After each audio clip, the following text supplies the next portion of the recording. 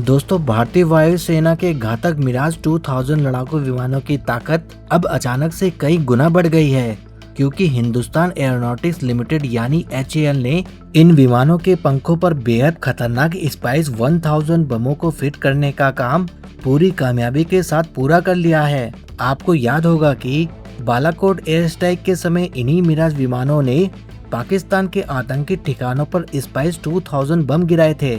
लेकिन अब स्पाइस 1000 बम को विमान के पंखों पर लगाना एक ऐसी खबर है जिसने रातों रात हमारे पुराने मिराज विमानों को एक नए और बेहद खतरनाक बम वर्षक में बदल दिया है। पहले के समय में भारी बमों को विमान के एकदम बीच वाले हिस्से यानी पेट के नीचे लगाया जाता था, क्योंकि वहां वजन संभालने की क्षमता ज्यादा होती है। लेकिन HAL के इंजीनियरों ने एक बड़ा कमाल करते हुए इन 1000 पाउंड यानी करीब 450 किलो के भारी भरकम बमों को मिराज के दोनों पंखों के नीचे वाले स्टेशनों पर सुरक्षित रूप से फिट करने का तरीका खोज निकाला है। इस एक बदलाव से युद्ध के मैदान में क्या फर्क पड़ेगा, ये समझना बहुत जरूरी है।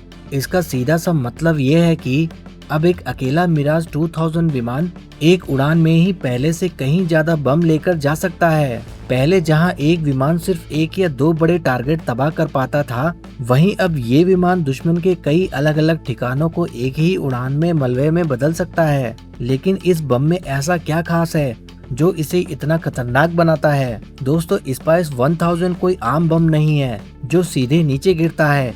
यह एक ग्लाइड बम है।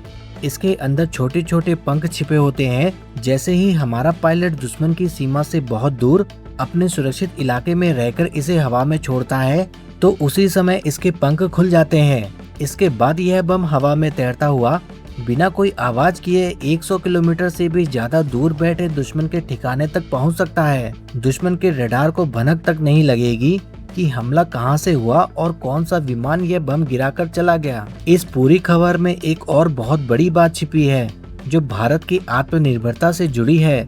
किसी भी नए और आधुनिक बम को किसी पुराने विमान के साथ जोड़ना कोई आसान काम नहीं होता। इसके लिए विमान के सॉफ्टवेयर, कंप्यूटर और तारों के जाल में बड़े और जटिल बदलाव करने पड़ते हैं। आमतौर पर ऐसे कामों के लिए हमें विमान बनाने वाले विदेशी देशों जैसे फ्रांस या इजराइल पर निर्भर रहना पड़ता था, जो इसके लिए करोड़ों अरबों रुपए मांगते थे।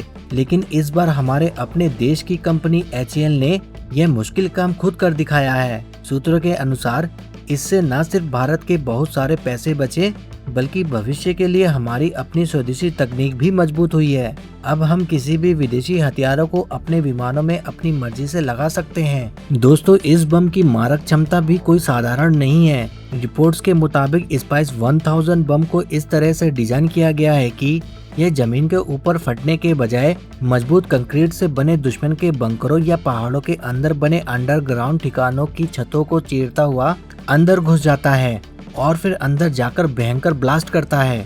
इसका मतलब है कि दुश्मन चाहे कितनी भी सुरक्षित जगह पर क्यों न छिपा हो, इस बम की नजर से उसका बचना नामुमकिन है। भारतीय वायुसेना के पास मिराज 2000 विमानों का एक बहुत ही भरोसेमंद बेड़ा है। भले ही ये विमान कुछ दशक पुराने हो चुके हों, लेकिन इस तरह के नए और स्मार्ट हथियारों से लैस होने के बाद ये आज के किसी भी नए और आधुनिक लड़ाकू विमान को सीधी टक्कर दे सकते हैं।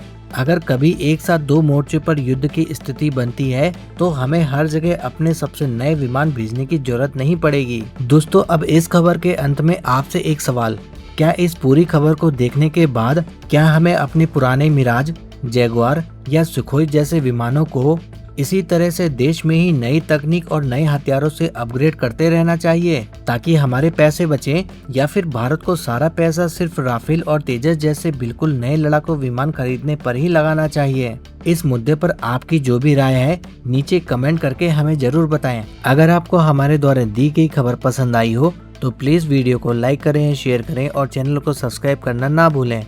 जय हिंद, जय भारत।